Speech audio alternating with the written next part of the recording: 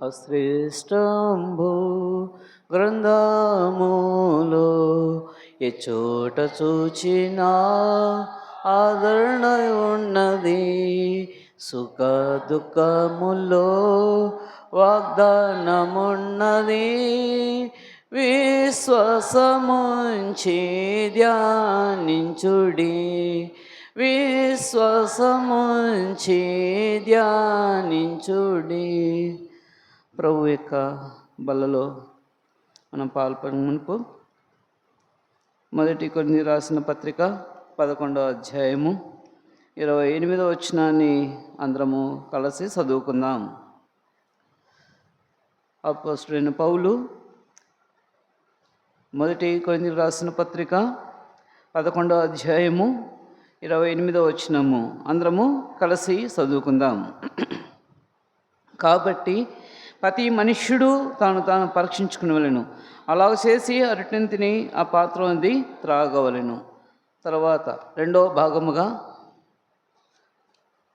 మత్తయి రాసిన సువార్త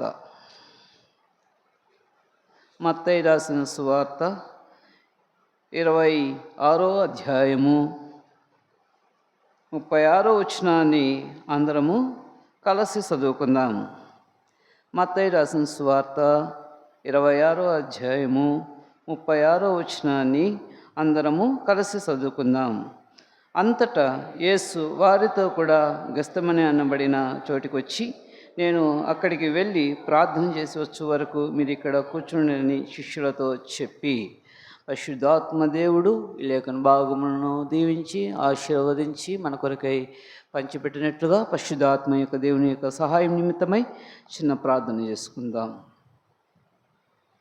పరలోకపు తండ్రి, పరిశుద్ధుడైన దేవ, ఇంతవరకు ఎబెనేజరు దేవుడుగా ఉండి నడిపిస్తూ పోషిస్తూ వచ్చిన గొప్ప తండ్రి, మీకు వందనములు స్తోత్రములు చెల్లిస్తూ ప్రభాని పాసునికి వస్తూ ఉంటున్నా.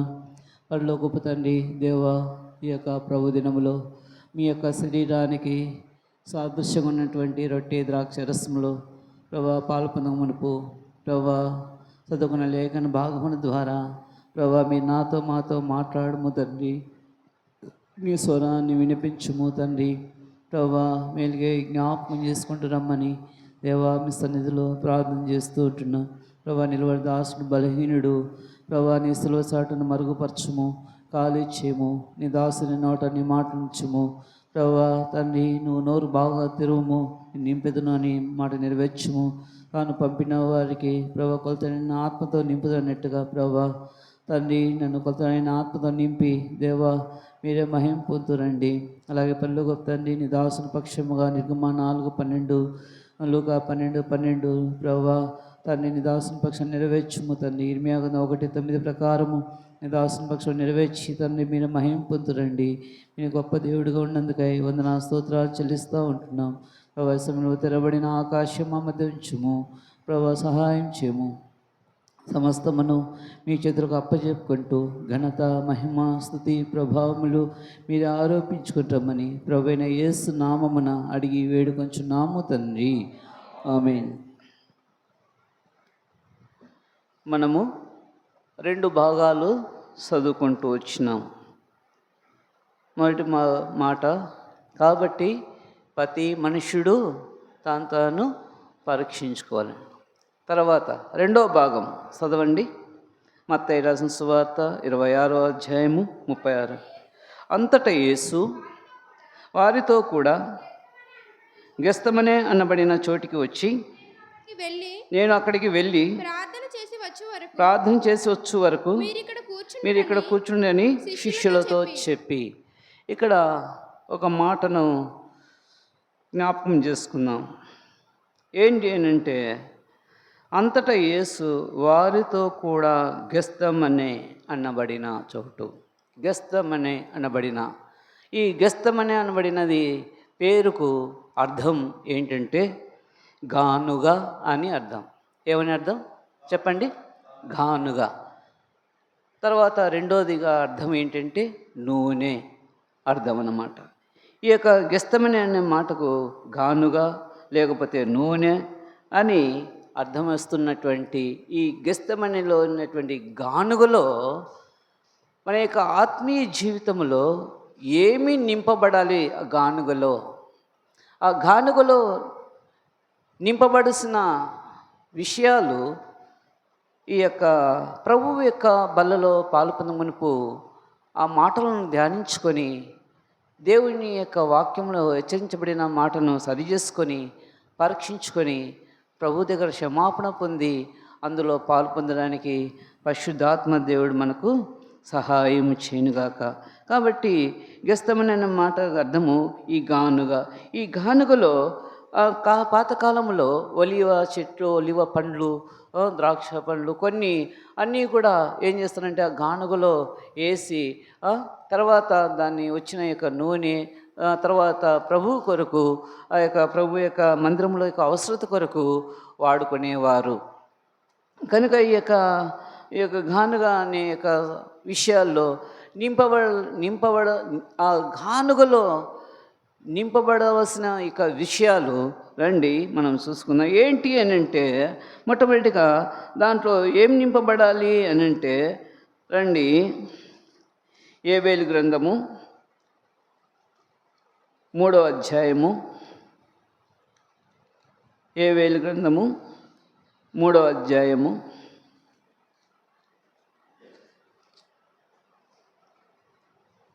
13వ వచనం.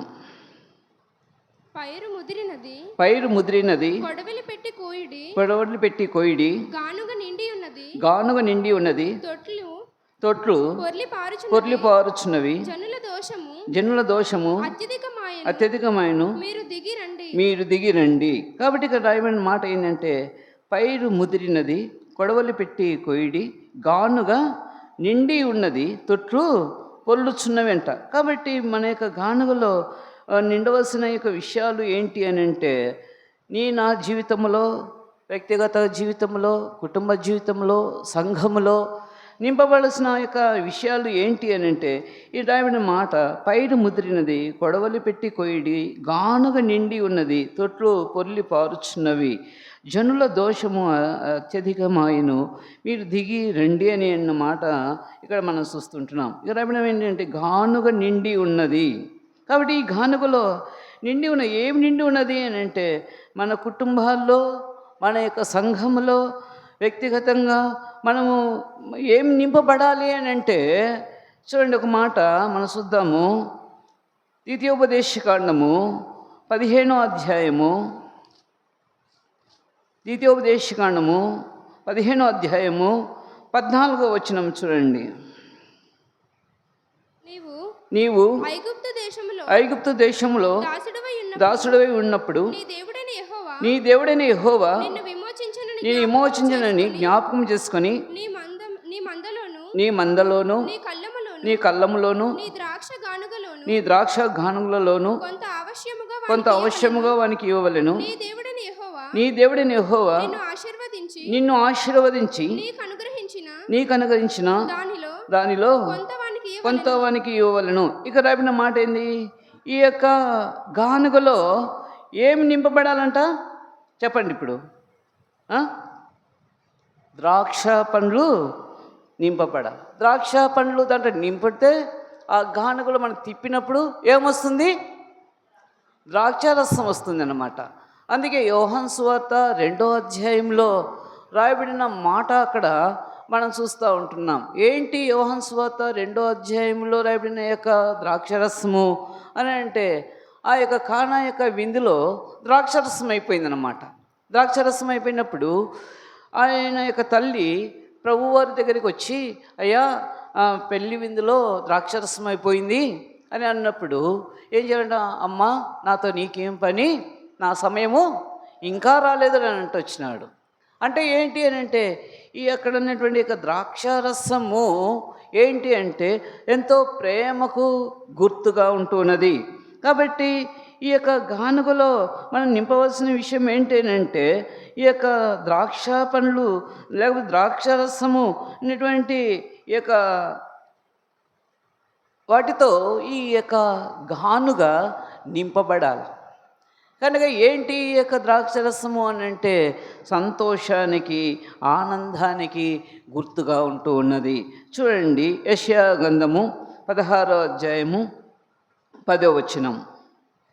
యెషయా గ్రంథం 16వ అధ్యాయము 10వ వచనం. ఆనంద సంతోషమును ఫలభరితమైన పొలము నుండి మానిపోయిను ద్రాక్ష తోటలు సంగీతం వినబడదు ఉత్సాహధ్వని వినపడదు ద్రాక్ష గెలలను ఎవడనూ లేడు ద్రాక్షల తొట్టి సంతోషపు కేకలు నేను మాన్పించున్నాను. ఇక్కడ రాబడిన మాట ఏంటంటే, రాబడిన మాట ఆనంద సంతోషములు ఫలభరితమైన పొలములో నుండి మానిపోయెను. కాబట్టి ఆనందము యొక్క సంతోషము అనేటువంటి ఇటువంటి విధానంలో మన యొక్క వ్యక్తిగతంగాను మన యొక్క కుటుంబంలోను సంఘములోను మనము ఈ యొక్క ద్రాక్షారసం అనేటువంటి ఆనందముతో మనము నింపబడాలన్నమాట. ఎప్పుడైతే అది నింపబడతామో అప్పుడు ఏమవుతుంది అంటే ఆనందము సంతోషం అనేది ఉంటుంది. నింపబడకపోతే ఆ గానుగలో లేకపోతే ఏముంటుంది అని అంటే సంతోషం ఉండదు గానుగలో పడకపోతే. కనుక సంతోషము ఆనందమైన ఈ విధానంలో మనం జీవించాలి. కనుక మన యొక్క జీవితంలో చూస్తే ఏంటంటే ఈ యొక్క గానుగల ఈ యొక్క ద్రాక్ష పండ్లు వేయబడాలి. ద్రాక్ష పండ్లు వేయబడినప్పుడు ఏమవుతుంది అని అంటే అది మనకు ఎంతో సంతోషాన్ని ఇస్తుంది. కాబట్టి ఇక్కడ ప్రభువారు ఈ యొక్క నాయకుడి మాట ఏంటంటే అంతటా యేసు వారితో కూడా గెస్తమని అనబడిన చోటికి వచ్చి నేను అక్కడికి వెళ్ళి ప్రార్థన చేసి అని అంట. చూడండి, ప్రార్థన చేసే యొక్క కాలము కాబట్టి ప్రార్థనా కాలము. కనుక ఇక్కడ అపొస్తలుల కార్యం 3వ అధ్యాయము 1వ వచనంలో పేతురు యోహానులు కూడా ఏమైందంట, ఏ సమయంలో వాళ్ళు దేవాలయానికి వెళ్తూ ఉన్నారు? పగలు 3 గంటలకు ప్రార్థనా కాలమున పేతురును యోహానులు దేవాలయమునకు ఎక్కి వెళ్ళుచున్నారు. ఎటువంటి ప్రార్థనా కాలమున. కాబట్టి ఇక్కడ ప్రభువారు ఆ యొక్క ప్రార్థనా కాలంలో ఈ గెస్తమనే యొక్క తోటలో ఏం చేస్తున్నాడు? ప్రార్థన చేస్తూ ఉన్నాడు. కనుక ఎందుకు అని అంటే ఎందుకు ప్రార్థన చేస్తూ ఉన్నాడు?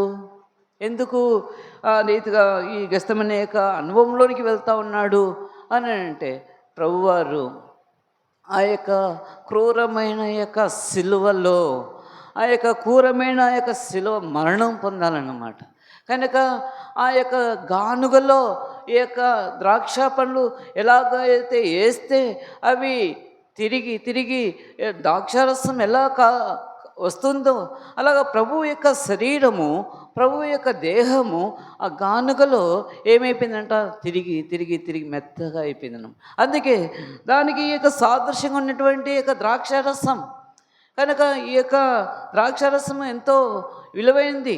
కనుక ఒక విందులలో వారు ఏం చేసేవారంటే ద్రాక్షారసం దానికి ఇంపార్టెంట్, దానికి ప్రాముఖ్యత ఇచ్చేవారు అన్నమాట. కనుక మన యొక్క ఆత్మీయ జీవితంలో మనం చూస్తే ఈ యొక్క ఆనందము సంతోషముతో మనము నింపబడాలి. ఎందుకు దాంట్లో ఆనందం సంతోషం అనే నింపబడలేదు అని అంటే దానిలో ద్రాక్ష పండ్లు లేవు అని అర్థం. కనుక ద్రాక్ష పండ్లు లేవు అంటే దానికి కారణం ఏంటంటే ప్రార్థనా జీవితం లేదు అని అర్థం. కనుక ఈ యొక్క మధ్యాహ్న సమయంలో ప్రభు యొక్క బలలో పాల్పంచిన నీవు నేను మనము కూడా ఏంటంటే ఈ యొక్క గానుగలు ద్రాక్ష పండ్లు నింపినప్పుడు దాంట్లో ఆనందము యొక్క సంతోషమైనటువంటి విధానంలో ఉంటుందన్నమాట. ఇది మొట్టమొదటి తలంపు. ఈ గెస్తమనబడిన గానుగలో 2వ తలంపుగా ఏంటి? రండి, యోబు గ్రంథము 24వ అధ్యాయము ఏమంటున్నాడు చూడండి. యోబు గ్రంథము 24వ అధ్యాయము 11వ వచనం. వారు తమ యజమానుల గోడల లోపల నూనె గానుగలను ఆడించుదురు, ద్రాక్ష గానుగలను త్రొక్కుచు దక్కిగలవారై ఉందురు అంట. ఇక్కడ రాబడిన మాట ఏంటంటే గానుగలో ఏం నింపబడాలంట? రెండోది చెప్పండి, నూనె నింపబడాల. నూనె ఎందుకు దేనికి సాదృశ్యము అని అంటే మనము విశ్వాసానికి సాదృశ్యం. ఈ నూనె ఏమవుతుంది అని అంటే చూడండి, యాకోబు రాసిన పత్రికలో రాబడిన మాటను మనం గుర్తు చేసుకుందాం. యాకోబు రాసిన పత్రికలో అక్కడ ఏం చేస్తూ వచ్చినాడు? 5వ అధ్యాయము, యాకోబు రాసిన పత్రిక 5వ అధ్యాయము 14వ వచనం, లేకపోతే 14వ వచనం. మీలో ఎవడైనను రోగి అయి ఉన్నాడా అతడు సంఘం పెద్దలను పిలిపింపవలెను, వారు ప్రభువు నామమున అతని నూనె రాసి అతని కొరకు ప్రార్థన చేయవలెను. విశ్వాస సహితమైన ప్రార్థన ఆ రోగిని స్వస్థపరచును. ప్రభు అతని లేపును. అతడు పాపము చేసిన వాడైతే పాప క్షమాపణ పొందును. కాబట్టి ఈ నూనె ఏంటి అని అంటే, ఈ గానుగలో ఏం నింపబడాలి అని అంటే విశ్వాసం అనేటువంటి యొక్క విధానములో నింపబడాలి. ఈ ప్రార్థన ద్వారా ఏమవుతుంది అని అంటే గాయాలు బాగుపడుతూ ఉంటున్నాయి, గాయాలు కట్టబడుతూ ఉంటున్నాయి. అందుకే మనం లూకా సువార్తలో ఒకటి చూసుకుంటూ వెళ్తే, యెరూషలేము నుండి యెరికో మార్గంకు దిగి వెళ్ళుచున్నటువంటి దొంగల చేతిలో కొట్టబడిన వాని యొక్క పరిస్థితి చూడండి. తీయండి లూకా సువార్త,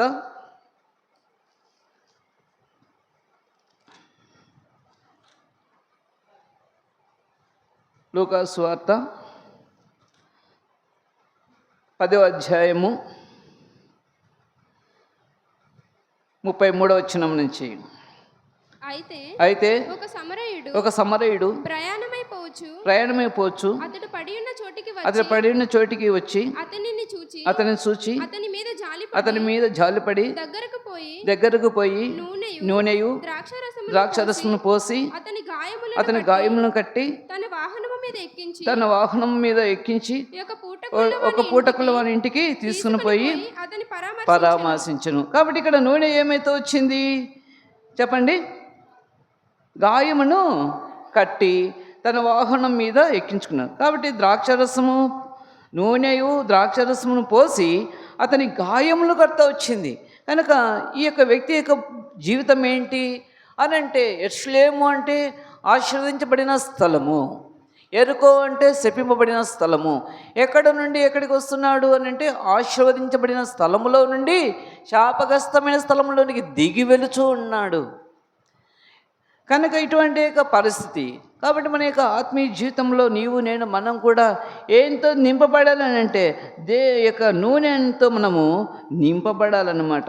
కాబట్టి నూనెతో నింపబడినప్పుడు ఏమవుతుంది అని అంటే మన యొక్క గాయములను కట్టేదిగా ఉంటుందన్నమాట.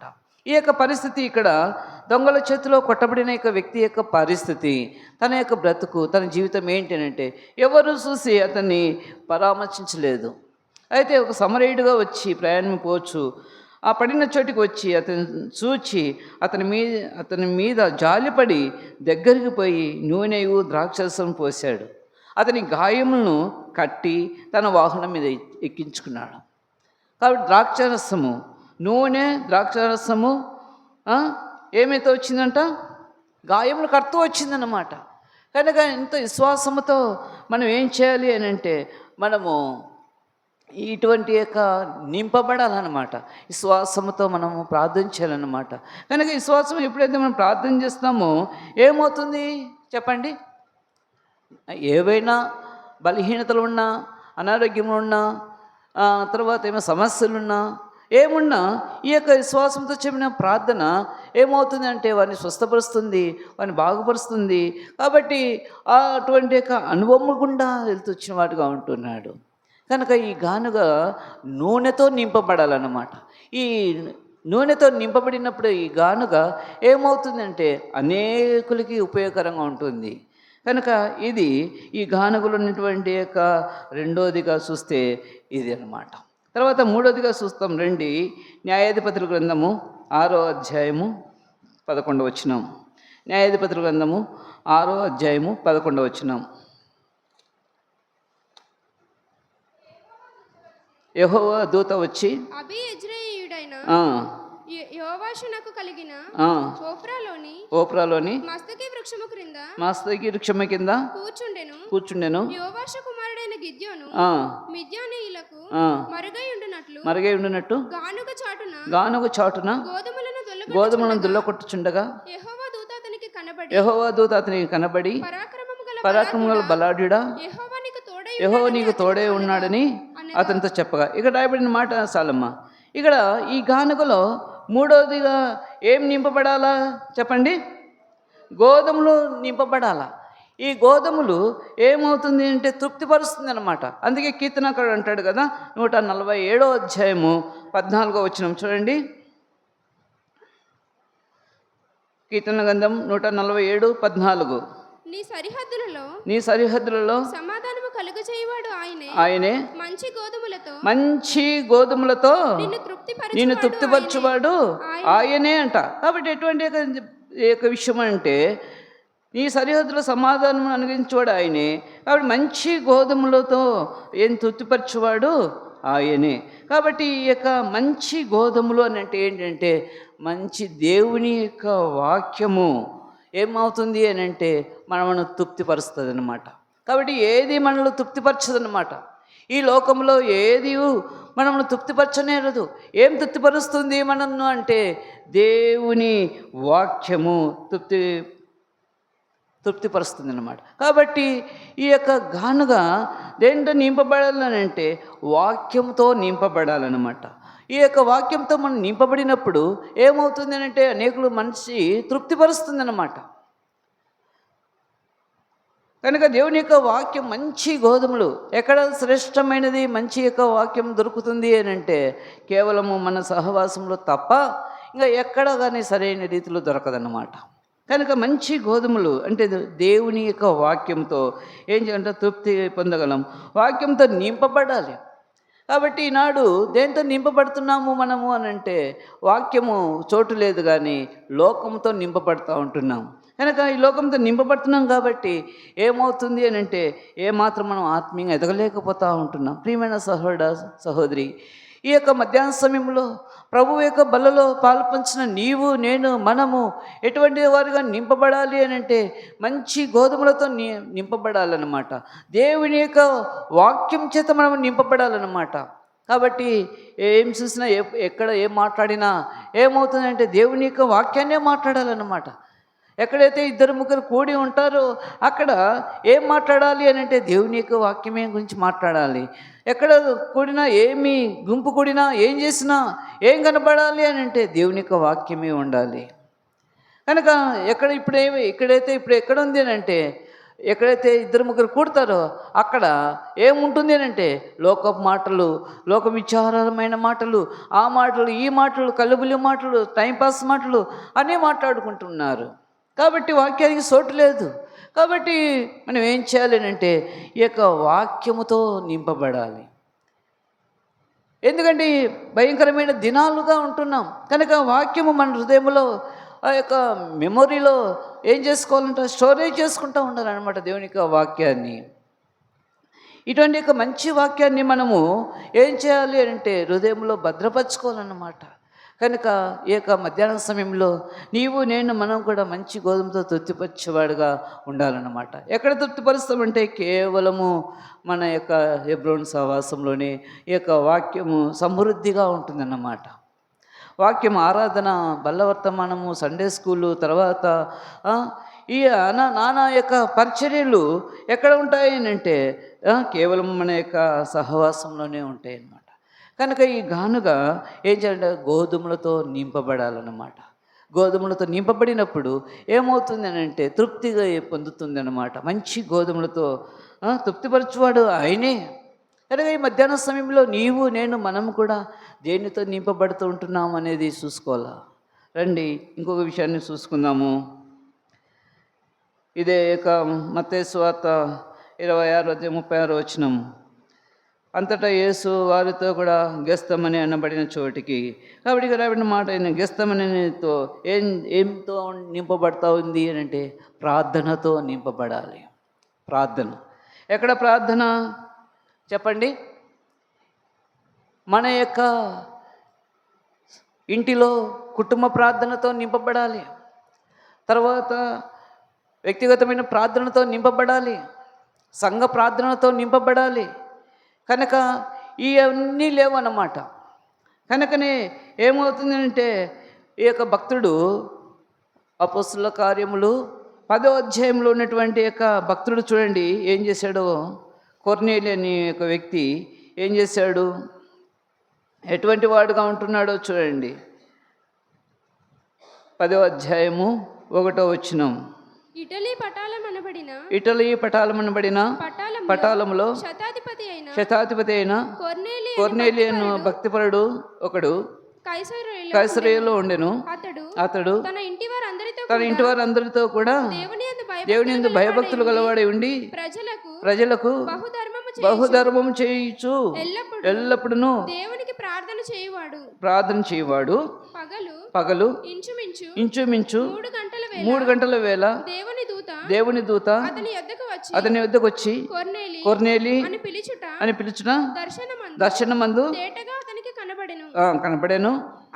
అతడు దూత వైపు తేరి చూచి భయపడి ప్రభువా ఏమని అడిగాను. అందుకు దూత నీ ప్రార్థనలను నీ ధర్మ కార్యములను దేవుని సన్నిధికి జ్ఞాపకార్థంగా చేరి ఉన్నాయంట. కాబట్టి ఇక్కడ మన ప్రాముఖ్యమైనది ఏంటి అంటే, ఇక్కడ కొర్నేలి ఆ యొక్క ఇటలీ పటాలమనబడిన పటాలంలో శతాధిపతి అయిన యొక్క కొర్నేలి అనే యొక్క భక్తిపరుడు ఏమంటూ ఉన్నాడు. తన యొక్క ఆశ, తన యొక్క కోరిక ఏముంది చూడడానికి వ్యక్తిగతంగా తను ఎంతో భక్తిపరుడే కనుక తన ఇంటి వారు అందరితో కూడా ప్రజలకు బహుధర్మం చేయవాడే ఉంటున్నాడు. ఎల్లప్పుడూ ప్రార్థన చేసేవాడుగా ఉంటున్నాడు. అయితే ఒక ఆలోచన కలిగి ఉన్నాడు.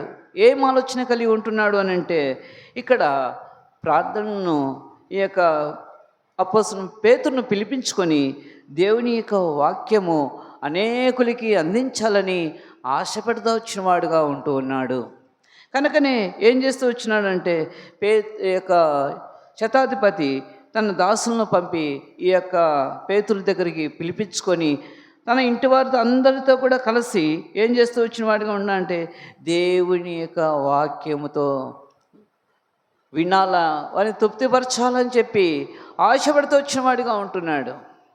ప్రియమైన సహోదర సహోదరి, ఎటువంటి ఆశ అంటే, అందుకే దైవజనుడు భగత్ సింగ్ గారు మనకి ఎందుకు ఈ యొక్క గృహ కూడికలు పెట్టారు, ఎందుకు గృహ కూడికలు పెట్టారు అని అంటే, గృహాన్ని ఆధారం చేసుకొని బంధువులను పిలిపించుకొని లేక ఇరుగు పొరుగు అని పిలిపించుకొని తర్వాత వారికి ఈ యొక్క దేవుని మాటలను అందించి పాపమును గుచ్చి నీతిని గుచ్చి తీర్పును గుచ్చి ఒప్పింపజేసి కనుక దేవుని యొక్క మార్గంలో నడిపించేదాని కొరకై ఎందుకు ఈ యొక్క దైవజనుడు భగత్ సింగ్ గారు గృహ కూడికలు మనం పెట్టాడు అని అంటే, ఈ యొక్క మన యొక్క ఆశ, మన యొక్క కోరిక ఎట్లా అంటే, ఇటువంటి యొక్క ప్రార్థనతో నింపబడిన యొక్క గానుగతో నింపబడిన ప్రార్థనతో నింపబడింది గానుగా. కనుకనే ఈ ప్రార్థన ఏమైతే వచ్చిందంటే, అనేకులకి ఏం చేస్తూ వచ్చిందని అంటే, చూడండి 22వ వచనం చదవండి. 10:22 అపొస్తలుల కార్యములు. అందుకు వారు నీతిమంతుడును దేవునికి భయపడేవాడును యూదా జనులందరి వలన మంచి పేరు పొందినవాడునైనా శతాధిపతి కొర్నేలియను ఒక మనుషుడు ఉన్నాడు. బాగా గమనించి, అతడు నిన్ను తన ఇంటికి పిలువనంపించి నీవు చెప్పు మాటలు వినవలనని పరిశుద్ధ దూత వలన బోధింపబడినని చెప్పిరి. లోపలి పిలిచి ఆతిథ్యం ఇచ్చెను. కాబట్టి మన యొక్క ఆత్మీయ జీవితంలో రక్షింపబడిన నీవు నేను మనము ఏం చేయాలి అని అంటే, అనేకులకి ఇరుగు పొరుగు వారికి ఏం చేయాలంట, వాక్యము అందించాలంట. ఇక్కడ కొర్నేలి చూడండి ఏమంటున్నాడు, తన ఇంటి వారికి పిలువనంపించి నీవు చెప్పు మాటలు వినవలనని. ఏం చెప్తూ ఉన్నాడు ఆయన? మాటలు ఎంతో అమూల్యమైన మాటలు, ఎంతో బంగారు కంటే విలువైన యొక్క మాటలు. ఆ మాటలు ఆ యొక్క నిత్య జీవంతో కూడిన మాటలు, ఆ యొక్క పరలోకపు యొక్క దేవుని మాటలు ఏం చేస్తూ వచ్చినాను, వినాలా, అనేకులకి వినిపించాలా అనేటువంటి యొక్క తాత్పర్యము, అటువంటి యొక్క ఆశ, అటువంటి యొక్క కోరిక కలిగిన వారుగా ఉంటున్నారు. అందుకే భగత్ సింగ్ గారు మనకు ఈ యొక్క గృహ కూడికలు ఎందుకు పెట్టారు అని అంటే ఇదే. అనేకులకి ఈ యొక్క దేవుని యొక్క వాక్యము వినిపించాలని, అనేకులకి మాటలు తెలియజేయాలని, అనేకులు కూడా దేవుని సంఘంలో చేర్చబడాలని, అనేకులు పరలోక రాజ్యంలో ఉండాలని అటువంటి యొక్క ఆశ మనలో తీవ్రత కలిగి ఉండాలి. అది లేదు అని అంటే మన యొక్క గానుగలో ఏం నింపబడలేదని అర్థం చెప్పండి. గోధుమలు నింపబడలేదని అర్థం. కాబట్టి ఈ యొక్క ప్రార్థనతో నింపబడాలన్నమాట. ఈ గోధుమలతో నింపబడినప్పుడు అనేకులకి తృప్తిపరుస్తుందన్నమాట. అనేకులు వస్తారు, రక్షణ పొందిన వారు ఉంటారు, రక్షణ లేని వారు ఉంటారు, మోసగాళ్ళు ఉంటారు, తాగుడుబోతులు ఉంటారు, అబద్ధికులు ఉంటారు, తర్వాత ఆయా బలహీనతలు గల వారుగా ఉంటారు. దేవుని యొక్క వాక్యం ఎవరిలో ప్రవేశించి ఎవరిని తన వైపు ఆకర్షించుకుంటుందో మనకు తెలియదు కనుక మన వంతు మన బాధ్యత మనం ఏం చేయాలి అని అంటే అనేకుల్ని తృప్తిపరిచే విధానంలో ఉండాలన్నమాట. కాబట్టి మన యొక్క గానుగతో ప్రార్థనతో నింపబడాలి. కనుక ఇంకా చూస్తే ఇంకా గ్రహింపు కొరకు మార్కు సువార్త 2వ అధ్యాయంలో చూడండి. మార్కు సువార్త 2వ అధ్యాయము 1వ వచనం నుంచి. కొన్ని దినములైన పిమ్మట ఆయన మరలా కపెర్నహూములోనికి వచ్చెను. ఆయన ఇంట ఉన్నాడని వినవచ్చినప్పుడు అనేకులు కూడి వచ్చారు కనుక వాకిటైనను స్థలము లేకపోయాను. ఆయన వారికి వాక్యం బోధించుచుండగా చాలు. కాబట్టి ఇప్పుడు ఏం చేయాలా? మన యొక్క ఆత్మీయ జీవితంలో మన యొక్క ఇంటిని ప్రార్థనతో నింపబడాలన్నమాట. కాబట్టి ఎంత గొప్ప క్రయధనం చెల్లించాలన్నమాట. చూడండి, ఇంటి యొక్క యజమానుడు ఏం చేశాడు అని అంటే ప్రభువును తన ఇంటికి పిలిపించుకున్నప్పుడు అనేక బహుజన సమూహములు ఏం చేస్తూ వచ్చినారంట? కూడి వచ్చినారు. ఎందుకు కూడి వచ్చినారు చెప్పండి? ఆయన యొక్క మాటలు వినడానికి, వాక్యం వినడానికి అనేకులు కూడి వచ్చినారు. అప్పుడు ఆ ఇంటిలో ప్రభు ఉన్నాడు కనుక అనేకులు వచ్చినారు. వారికి వాకిటైన స్థలము లేదనమాట. ఎంతో ఇండ్లు పట్టలేదన్నమాట. బహుశా చిన్న ఇండ్లేమో, 2-3 సెంట్లలో ఇండ్లేమో చెప్పలేము. లేకపోతే పాతకాలంలో ఇంకా పెద్ద విశాలమైన పెంకుటిల్లేమో ఉండొచ్చేమో చెప్పలేం. ఏదేమైనా ఆ యొక్క ఇంటి యజమానుడు ఏం చేస్తూ వచ్చినాడు? ప్రభువుకు ఆ ఇంటిలో స్థానం ఉంది కనుక ప్రభు కొరకు తన ఇంటిని ఇచ్చేసాడనమాట. ఎందుకు ఇచ్చాడు అని అంటే ఆ యొక్క పక్షవాయుగల వారిని ఏం చేశాడంట? ఇంటి పైకప్పు తీసి, మనమైతే పైకి వెళ్తా ఉన్నా కానీ ఎందుకు వెళ్తున్నారు పైకి అని అంటారు. ఆ ఇంటి యజమానుడు ఏం మాట్లాడలేదు. ప్రభువుకు స్వతంత్రముగా స్వేచ్ఛగా ఆ ఇంటిని ఇచ్చేసాడు కనుక అది తన ఇంటిని నష్టమైనా పర్వాలేదు. ఒక వ్యక్తి, మా ఇంటి ద్వారా ఒక వ్యక్తి రక్షింపబడాలా, ఒక వ్యక్తిని రక్షణలోకి నడిపించాలా, బాప్తిసం మార్గంలో నడిపించాలా అనేటువంటి ఒక తీవ్రత, ఆశ కలిగి గొప్ప క్రయధనం చెల్లించవలసిన వారంగా ఉండాలన్నమాట. ఈనాడు ఏమవుతుందంటే ఎందుకు గృహ కోడికలు ఆగిపోతున్నాయి అని అంటే మన గానుగలో అవి నింపబడలే. కాబట్టి ప్రభు యొక్క బల్లలో పాల్పంచిన ప్రియమైన సహోదర సహోదరి ఏం చేయాలి? మన గానుగలో ఈ యొక్క గోధుమలోనే నింపబడాలా. ఈ ప్రార్థన అనేటువంటి స్థలంలో ఆ యొక్క నింపబడితో వచ్చినప్పుడు అనేకులకి ఉపయోగకరంగా ఉండాలన్నమాట. అనేకులకి, మనకే కాదు, ఆ వాక్యము, ఆ మాటలు మనకు కాదు, వచ్చిన వారికి ఉపయోగకరంగా, వచ్చిన వారు తృప్తి పొంది, వచ్చిన వారు స్వస్థత పొంది, వచ్చిన వారు మార్మనసు పొంది, వచ్చిన వారు బాప్తిసం కొరకు సిద్ధపడి వెళితే ఇంతకంటే గొప్ప ఆశీర్వాదం ఏముంటుంది చెప్పండి మనకు? కాబట్టి ప్రభు యొక్క బల్లలో పాల్పంచిన నీవు నేను మనం కూడా ఏం చేయాలంట? ప్రార్థనతో నింపబడాలా. కనుక అలాగ చూస్తే ఇంకా ఆది కాండంలోకి వెళ్తే అబ్రహాము యొక్క కుటుంబంలో కూడా సంఘంతో నింపబడుతూ వచ్చింది కనుక అక్కడ కూడా అబ్రహాము యొక్క జీవితంలో చూస్తే అక్కడ వాళ్ళ ఇంట్లో మహా మేధావులు ఉంటూ ఉన్నారు. ఎవరు? అబ్రహాం కంటే గొప్పవాడుగా ఉంటున్న ఎలియాజరు ఒంటరినే మోకరించిన వాడుగా ఉన్నాడంటే సామాన్యమైన పరిస్థితి చెప్పండి. రేపు పిల్లలు మోకరించండిరా ప్రార్థన చేసుకుంటామంటే మోకరించరే. అలాంటిది పెద్దవాళ్ళని మోకరించనంటే మోకరించరే. అయితే ఒంటెల్ని కూడా మోకరిస్తూ వచ్చినాడంటే ఆ ప్రార్థనలో ఎంత శక్తి ఉంటా ఉన్నదో చూడండి. అబ్రహాము యొక్క ఇంటిలో ఈ యొక్క ప్రార్థన అనే గానుగతో నింపబడతా వచ్చింది కనుక ఇంట్లో వారు ఉన్నవారు అందరూ కూడా ఎటువంటి మంచి ప్రార్థనాపరులు, మంచి యోధులుగా ఎంచబడతా వచ్చిన వారుగా ఉంటూ ఉన్నారు. కనుక మన యొక్క గానుగ గస్తమనేటువంటి యొక్క గానుగలో మనము ప్రార్థన అనే యొక్క జీవితాన్ని మనము నింపబడాలన్నమాట. కనుక చూడండి, ఇంకో మాట ఏమంటున్నారంటే అపొస్తలుల కార్యములు 6వ అధ్యాయము, అపొస్తలుల కార్యములు 6వ అధ్యాయము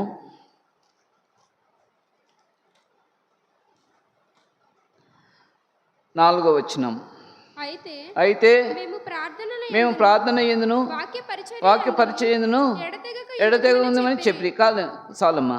అయితే ఇక్కడ రాబడిన మాట ఏంటంటే, అయితే మేము ప్రార్థన యందును వాక్య పరిచర్య యందును ఎడతెగక ఉందము. కాబట్టి ఈ యొక్క ప్రార్థనతో ఏం చేయాలంటే ఈ ప్రార్థన యందు మనము నింపబడాలన్నమాట. ప్రార్థన యందు కాబట్టి అనేక సార్లు ఏమవుతుందంటే అనేకమైన వాటి తృప్తి పొందలేక, నింపబడలేక నానామైన వాటి అన్నీ నింపుకున్నాడు. ఎవరు? జక్కయ్య. అన్యాయంగా అన్నీ కూడా ఇంట్లో నింపుకున్నాడు. అవన్నీ కూడా మొరపెడతా ఉంటున్నాయి. అన్యాయంగా తీసుకున్న వస్తువులన్నీ కూడా మొరపెడతా ఉంటున్నాయి. అందుకే ఒకసారి దైవజనుడు భక్సింగ్ గారు చెన్నై జోహశమ్మలో వాక్యం బోధిస్తూ ఉన్నాడంట. వాక్యం బోధిస్తూ ఉంటే అక్కడ ఒక వ్యక్తి రైల్వేలో పనిచేసేవాడుగా, ఉద్యోగం చేసేవాడుగా ఉంటున్నాడు. రైల్వేలో ఉద్యోగం చేస్తూ ఉన్నప్పుడు ఆ వ్యక్తి ఏమవుతుందంటే ఏదో ఆఫీసర్ అన్నమాట. తన యొక్క ఇంట్లో ఉన్నటువంటి రైల్వేలో కావలసిన సామాన్లు అన్నీ కూడా తీసుకొని వచ్చి ఇంటిని అలంకరించుకున్నాడు. ఇంట్లో సామాన్లు అన్నీ నింపుకున్నాడు. అన్నీ చేస్తూ వచ్చిన వాటిగా ఉంటున్నాడు. కనుక అప్పుడు దైవజనుడు భక్సింగ్ గారు ఏం చేశారంటే హెచ్చరిస్తూ వచ్చినప్పుడు అన్యాయమైన వస్తువులతో నింపబడుతూ వచ్చింది కనుక ఆ యొక్క ఇంటిలోకి ప్రభువు ఉండడు. కాబట్టి వాటిని తీసివేసినప్పుడే ప్రభు నీ ఇంటికి వస్తాడు. నీ ఇంటికి వచ్చినప్పుడు దేవుడు నిన్ను ఆశీర్వదిస్తాడు అని చెప్పి దైవజనుడు భక్సింగ్ గారు చెప్పినప్పుడు ఆ వ్యక్తి విన్నాడనమాట. విని ఏం చేశాడంట, సామాన్లన్నీ కూడా గోతాలలో వేసి కట్టి ఒక బావిలో పడేశాడు మొత్తం అంతా కూడా. అలాగున ఈ జక్కయ్య కూడా అన్యాయంగా తీసుకున్న వస్తువులన్నిటినీ కూడా ఎవరి దగ్గరైతే అన్యాయంగా తీసుకుంటూ వచ్చినాడు అన్నీ కూడా ఏం చేస్తూ ఉన్నాయంటే, జక్కయ్య నువ్వు నన్ను అన్యాయంగా తీసుకుంటూ వచ్చినావని ఆ వస్తువు మొరపెడతా ఉంది. ఆ వస్తువు ఆ యొక్క జక్కయ్య ఇంట్లోకి వెళ్ళినప్పుడల్లా ఆ ఇంట్లో ఉన్న వస్తువులన్నీ కూడా మొరపెడతా ఉంటున్నాయి. అన్యాయంగా తీసుకున్నావు, అక్రమంగా తీసుకుంటున్నావు, అక్రమంగా సంపాదిస్తూ వచ్చినా అని చెప్పి మాటలు హెచ్చరిస్తూ వచ్చినప్పుడు ఏమైతే వచ్చిందంటే, ఎప్పుడైతే యేసు ప్రభువారు ఆ ఇంట్లోకి వచ్చినాడో అప్పుడు ఈ యొక్క జక్కయ్య తన యొక్క హృదయంలో, అయ్యా జక్కయ్య నువ్వు ఇవన్నీ అన్యాయంగా తీసుకుంటూ వచ్చినావు కాబట్టి ఇవన్నీ నాకు ఇష్టం లేదు, ఇవన్నీ తీసి పడేయి, ఎవరి వాళ్ళకి ఇచ్చేయిపోని చెప్పి దేవుడు ప్రభువారు చెప్పలేదన్నమాట. అయితే ఒకటి ఏం చెప్పాడు, ఏం చెప్పలేదు. అయితే ప్రభువుని చూడగానే తన యొక్క హృదయంలో ఉండేటువంటి ఒప్పుదల బయలుదేరుతూ వచ్చిందనమాట. తన హృదయంలో ఉండేటువంటి ఒప్పుదల చూస్తూ వచ్చినప్పుడు అప్పుడంటూ వచ్చినాడు. ఏమంటూ వచ్చినాడు చూడండి, చదవండి. లూకాసు సువార్త 19వ అధ్యాయము. జక్కయ్య నిలవబడి, ఇదిగో ప్రభువా నా ఆస్తిలో సగం బీదలకు ఇచ్చుచున్నాను, ఎవని యొద్దైనను అన్యాయం దేనినైనను తీసుకుని ఎడలా అని ప్రభువుతో చెప్పి ప్రభు చెప్పలేదన్నమాట. జక్కయ్య తీసి పడేయి, ఎవరి దగ్గర తీసుకునేవో సగం ఇచ్చేసేయి అని చెప్పి చెప్పలేదన్నమాట. ప్రభువుని చూడగానే మనస్సు మారిందన్నమాట. పాపి అయిన మనుషుడు, ఎంతోమంది ఉన్న పేర్లు ఉన్న జక్కయ్యని ఉన్నారు. కానీ అయితే ఒకటి పేరు ఉంది జక్కయ్య అని, అయినప్పటికీ కూడా జక్కయ్యని పిలవకుండా ఏమని పిలుస్తూ వచ్చినారు ఆయన్ను చెప్పండి? పాపి అయిన మనుష్యుడు. అది ఆ జాబితాలో నీవు నేను ఉన్నామేమో చూసుకొని దేవుని యొక్క ప్రభు యొక్క బలలో పరీక్షించుకొని అలా చేసి అరటిని తిని ఆ పాత్రది మనము తాగాలన్నమాట. కనుక ఈ యొక్క ప్రార్థన నింపబడాలన్నమాట. మన పరిశుద్ధుల్లో అనేకులకి తృప్తికరంగా ఇస్తూ వచ్చినారు. అనేకులు ప్రభుని చూడగానే అవన్నీ కూడా మనసు మారిందన్నమాట. కనుక ఈ యొక్క మధ్యాహ్న సమయంలో నీవు నేను మనం కూడా ఏం చేయాలి అని అంటే ఈ యొక్క ప్రార్థన యందు మనము నింపబడాలన్నమాట. చివరిగా మాట చూసుకుందాం రండి. యోవేలు గ్రంథము 3వ అధ్యాయము. యోవేలు గ్రంథము 3వ అధ్యాయము 13వ వచనం చూడండి. పైరు ముదిరినది కొడవలి పెట్టి కోయిడి చాలమ్మా. ఇప్పుడు ఏమంట? పైరు ముదిరినది కొడవలు పెట్టి కొయిడి అని అంట. ఏముందంట? గానుగ నిండి ఉంటూ ఉన్నది. అయితే ఏం చేయాలంట? ఈ యొక్క ద్రాక్ష రసము ఒలివ చెట్లు కోయడానికి, పంట కోయడానికి ఎవరు లేరంట? చెప్పండి. పైరు ముదిరింది, కొయ్యవారు లేరను. అందుకే చూడండి మత్తయి సువార్తలో ఏమంటున్నాడు? మత్తయి సువార్త 9వ అధ్యాయం 38వ వచనం. గనుక మన కోతకు పనివారిని పంపమని కోత యజమానిని వేడుకొనుడని తన శిష్యులతో చెప్పెను. 37 కోత విస్తారముగా ఉన్నది కానీ పనివారు ఎలా ఉన్నారంట? కొద్దిగా ఉన్నారు. కాబట్టి పైరు ముదిరింది. కాబట్టి ఇప్పుడు ఏంటంట? యొక్క పైరు ముదిరిన తర్వాత ఏం చేయాలా? కొడవలి పెట్టి కొయ్యాలంటే ఏం కావాలా? పనివారు కావాలా. కాబట్టి పనివారు ఏం చేయాలా? కోత కోయడానికి నింపబడాలా. పనివారు పని చేయడానికి, ఈ యొక్క కోత కోయడానికి నింపబడాలన్నమాట.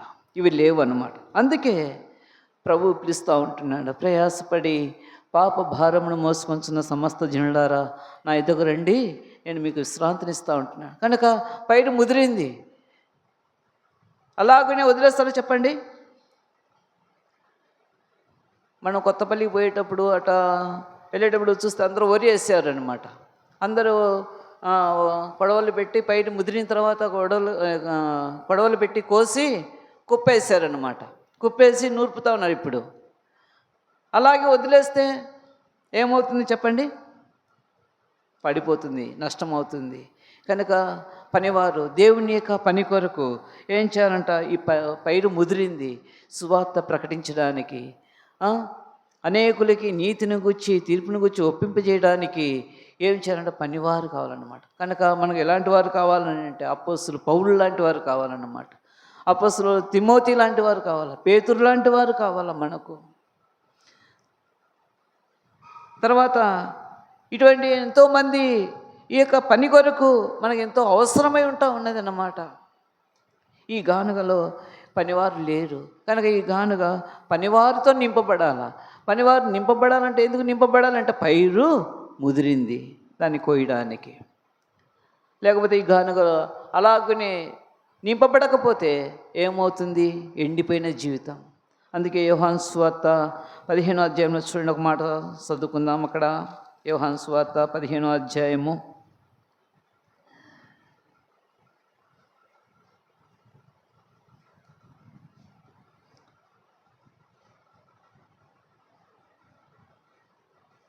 6వ వచనం. 15:6. ఎవడైనను నా యందు నిలిచి ఉండని ఎడల వాడు తీగవలే బయట పారవేయబడి ఎండిపోవును. మనుషులు అటు వాటిని పోగు చేసి అగ్నిలో పారవేయుదురు, అవి కాలిపోయేది. కాలిపోతే ఏమవుతుంది చెప్పండి? బూడిదైపోతుంది, ఎందుకు పనికిరాదన్నమాట. కాబట్టి ఈ యొక్క మధ్యాహ్న సమయంలో ప్రభు యొక్క బల్లలో పాల్పంచిన నీవు నేను మనం కూడా దేవునిలో యేసు ప్రభు వారికి అంటు కట్టబడిన వారుగా ఉండాలన్నమాట. యేసు ప్రభు వారితో మనం అంటు కట్టబడితే ఏమవుతుందో మనం ఫలిస్తామన్నమాట. ఇప్పుడు నాకు వేరుగా ఉండి మీరేమీ చేయలేరు, నాకు వేరుగా ఉండి మీరేం చేయలేరు. కాబట్టి నాతో అంటు కట్టబడిన వారుగా ఉండాలన్నమాట. నువ్వు ఫలించాలా అంటే మంచి తీగలు, ద్రాక్షవలో తీగలు ఎలాగో వ్యాపిస్తాయో నువ్వు వ్యాపించాలంటే ఆత్మీయంగాను శరీరంగాను అన్ని విధాలుగాను ఆశీర్వదించబడి వర్ధిల్లాలంటే నువ్వు ఎవరితో అంటుకట్టబడాలి ఉండాలి చెప్పండి? దేవునితో అంటుకట్టబడినప్పుడే ఏమవుతుందని అంటే నువ్వు ఫలిస్తావు. ప్రభువు ఆ యొక్క పంటను కోయడానికి ఏర్పరచుకుంటాడు అన్నమాట. ఈ గానుగలో ఇప్పుడు మనకు పనివారు అవసరం. దేవుని యొక్క పని కొరకు పనివారు మనకు ఎంతో అవసరం అన్నమాట. ఈ దినాల్లో చూస్తే ఏమవుతున్నారంట చెప్పండి? ఈనాడు పరిస్థితుల్లో చూస్తే ఎవ్వరు త్యాగం చేసి ముందుకు రాకుండా ఉన్నారు. దేవుని యొక్క పని కొరకు, దేవుని కార్యాల కొరకు, దేవుని మందిరంలో పరిచర్య కొరకు ఏమవుతున్నారంట? లేరు. ఎటువంటి వారు ఉన్నారంట? అందరూ కూడా చేతులు వెనక కట్టుకొని ఇలా పైపైన తిరిగేవారే ఉంటున్నారు, కానీ దేవుని మందిరంలో పరిచర్య చేస్తామన్నటువంటి వారుగా లేరు. అన్నిటికంటే ఈ యొక్క తెలుగు రాష్ట్రాల్లో తెలంగాణ, ఆంధ్రాలో అందరికంటే కలిస్తే ఎక్కువ ప్రాంతం ఏ ప్రాంతం నుంచి సేవకు వచ్చిన వారుగా ఉన్నారంటే కడప జిల్లాలో జమ్మలమడుగు నుంచి ఎక్కువ మంది సేవకు వెళ్ళిన వాళ్ళు ఉన్నారు. అస్సాం, బీహార్, ఒడిస్సా, అటు జైపూర్, కోల్కత్తా, పశ్చిమ బెంగాల్, అస్సాం, తిన్సుకియా, తర్వాత న్యూ తిన్సుకియా, పోవై ప్రాంతములన్నింటిలో కూడా ఎక్కువ మంది ఎక్కడో ఉన్నారంటే కడప జిల్లా జమ్మలమడుగులో ఎక్కువ మంది ఉంటా ఉన్నారు. అన్నిటికంటే తెలుగు రాష్ట్రంలో కడప జిల్లా నుంచి సేవకులు ఎక్కువ మంది సేవకు వెళ్ళిన వారు ఉన్నారు. ఇప్పుడు అందరూ ఏం చేస్తున్నారంట? ఏమంటున్నారు? అయ్యా మాకు సంతానం లేదయ్యా, ప్రార్థన చేయను అని అంటారు. ప్రార్థన చేస్తారు, కొడుకో కూతురు ఇస్తారు. అయ్యా ఏమని మొక్కుకుంటారంటే మొట్టమొదటి పుట్టిన కుమారుడు కానీ కుమార్తె కానీ అయ్యా దేవుని సేవకేని అంటాం అన్నమాట. మనసులో కోరిక పుడుతుంది అన్నమాట. దేవుని యొక్క పని కోరికని కోరిక పుడుతుంది, కానీ వాడు పుట్టిన తర్వాత ఏమవుతాడంట? దేవుని కొరకు దేవుని మందిరం తేవబడ్డారనమాట. సమూయేలు, హన్నా, ఎల్కానా వారు ఎలాగున్నా సమూయేలును తెచ్చి ఏలి పాదాల యొద్ద పడేస్తూ వచ్చినాడు. దేవుని సన్నిధిలో పడేశాడనమాట అంతే సమూయేలును. అయితే దేవుడు సమూయేలును వదిలిపెట్టలా. అయితే ఏం చేస్తూ వచ్చినవాడుగా ఉంటున్నాడంటే దేవుని మందిరం ఉంటూ దేవుని స్వరాన్ని వింటూ ఏలికి పరిచర్య చేస్తూ వచ్చినవాడుగా ఉంటూ ఉన్నారు. ఈనాడు అటువంటి వారు లేరు. పెద్దవాడు అయిపోయినా అయ్యా చదువులు, అయ్యా 10th క్లాస్ ఎగ్జామ్ మనం ప్రార్థన చేయండి అన్నట్టు చేస్తాం. ప్రార్థన అయిపోయింది, 10th పాస్ అయినారు. ఇంటర్ అయిపోయింది, ఇంటర్ అయిపోయిన తర్వాత బీటెక్ అయిపోయింది. బీటెక్ అయిపోయింది అయ్యా ఇంకేం చేయాలా అని అంటే పెళ్ళి చేయాలయ్యా అని అంటారు. ఏం చేయాలంట? బీటెక్ అయిపోయింది, పెళ్ళి చేయాలంటారు. పెళ్ళి చేస్తారు. పెళ్ళి చేసిన తర్వాత మళ్ళీ ఏం చేస్తారు? వాళ్ళ పిల్లలు అయ్యా నేను ఇలా ముక్కుబడి చేసుకున్నాను కాబట్టి నా బిడ్డ దేవుని సేవ కొరకు అయ్యా ప్రతిష్ఠిస్తూ ఉన్నాను, ఇదో నా బిడ్డ దేవుని కొరకు పరిచర్య చేయాలని అటువంటి ఆ ప్రార్థన మాత్రం రాదన్నమాట. ఏమడుగుతామంటే ప్రార్థన చేయండి, అది బాగలేదు, ఇది బాగలేదు, ఈ ఎక్కర ఆ ఎక్కర అన్నీ అడుగుతాం, కానీ అయ్యా ఇదో నా బిడ్డ, నా కుమారుడు, నా కుమార్తె ఇదో దేవుని సేవకు ప్రార్థన చేయండి అన్నటువంటి భావన లేదన్నమాట. అందరూ కూడా ఏమైపోయిందంట? చదువులు అయిపోతానే ఉద్యోగాలు, అయ్యా ఉద్యోగాలు రాలేదయ్యా ప్రార్థన చేయి, ఇచ్చే ఉద్యోగంలో జీతం సరిపోలేదయ్యా ప్రమోషన్లు కావాలా ప్రార్థన చేయి. ప్రార్థన చేస్తున్నాం. పెళ్ళి చేయాలన్నా పెళ్ళి చేసాం, మళ్ళీ వాళ్ళ పిల్లలు లేరయ్యా సంవత్సరం అయిపోయింది ప్రార్థన చేస్తాం. ఇదే అయిపోతుంది, కానీ దేవుని యొక్క పని, దేవుని మందిరం పరిచర్య. కాబట్టి బాలుడైన సమూయేలు లాంటి పరిచారకుడు మనకు కూడా హెర్మోన్లో ఎంతో అవసరం ఉంటా ఉన్నది. ఇటువంటి పరిచారకులు మనకు ఏం చేయాలంటే పైరు ముదిరింది కొడవలి పెట్టి కోసేవారు మనము నింపబడాలా. దేవుని మందిరంలో మనము నింపబడుతూ వచ్చినప్పుడే మన ప్రభు మనకు సహాయం చేస్తాడు, మనం ఆశీర్వదిస్తాడు అనమాట. ఈ గెస్తమనేటువంటి ఈ గానుగలో ఏమేమి నింపబడాలంటే చెప్పండి? ద్రాక్ష గానులు 2, నూనె, గోధుమలు, ప్రార్థన, ఇంకా చెప్పండి 5వది ఏంటి? పనివారితో గానుగా నింపబడాలా. కోత ముదిరింది, పైరు ముదిరింది, కొడవలు పెట్టి మనం కొయ్యాలా. కొయ్యాలంటే ఎవరు కావాలా? పనివారు కావాలా. పనివారు గానుగతో నింపబడినప్పుడు ప్రభు కొరకు అటువంటి కార్యాలు చేయడానికి సిద్ధంగా ఉంటారు. కాబట్టి ఈ యొక్క ఐదంతల యొక్క అనుభవం గెస్తమని అన్న మాటకు నా అర్థం ఏంటంటే గానుగ. నీ జీవితంలో, మన జీవితంలో మనము మన యొక్క ఇంటిలో కుటుంబ ప్రార్థనతో నింపబడాలా, వ్యక్తిగత ప్రార్థనతో నింపబడాలా. కనుక ఈ యొక్క ఎప్పుడైతే మనము సంఘం అంతా కూడా, దేవుని సంఘం అంతా కూడా ప్రార్థనతో నింపబడాలన్నమాట. అన్నిటికీ అటెండ్ అవుతాం కానీ ప్రార్థనకు అటెండ్ కామన్నమాట. కనుక ఎంతో భయంకరమైన స్థితి. ఈ నూనె, ఈ ప్రార్థన జీవితం ఎలాగున్న కొన్నేళ్ళటువంటి ఈ యొక్క భక్తుల యొక్క జీవితం పరిస్థితి ఎలాగుంటుందో చూడండి. అటువంటి యొక్క ఆశ, అటువంటి యొక్క తీవ్రత నీవు నేను మనం కలిగిన వారం ఉండి ఈ గానుగా అనేటువంటి గెస్తమనే యొక్క అనుభవంలో ఇప్పుడు మనం ఉన్నామా లేదా మనం పరీక్షించుకొని ప్రభు యొక్క శరీరానికి సాదృశ్యమైనటువంటి రొట్టె ద్రాక్షరసంలో అలా పాలు పొందడానికి దేవుని యొక్క వాక్యంలో మనం చేసుకుందాం రండి. కాబట్టి ప్రతి మనుష్యుడు తను ఏం చేయాలంట? పరీక్షించుకొని అలా చేసి ఆ రొట్టెను తినాలంటే, తింటున్నావంటే నీ గానుగా దేనితో నింపబడిందో పరీక్షించుకొని అలా చేసి ఆ రొట్టెను తిని తృప్తి పొందడం పరిశుద్ధాత్మదేవుడు మనకు సహాయం చేయండి. తీసేయలేనన్నా.